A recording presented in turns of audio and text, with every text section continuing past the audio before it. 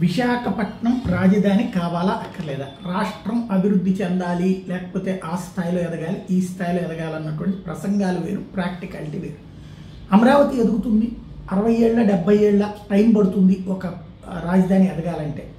మళ్ళీ దానికి కూడా 1,00,000 కోట్ల రూపాయలు పెడితే మినిమం సెక్యూరిటీ, 4 లక్షల కోట్లు పెడితే ఒక నగరం, అందులో అందరూ ఇన్వెస్ట్ చేస్తే అప్పుడు మహానగరం. అది 40 ఏళ్ళు పడుతుందా 50 ఏళ్ళు పడుతుందో చెప్పలేమన్నటువంటిదే.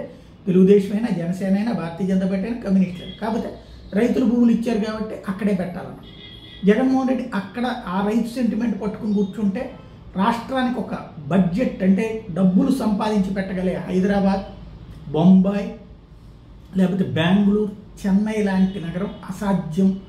అలా కావాలంటే విశాఖపట్నమే సాధ్యం అన్నటువంటిది జగన్ చెప్పుకొచ్చేటటువంటిది.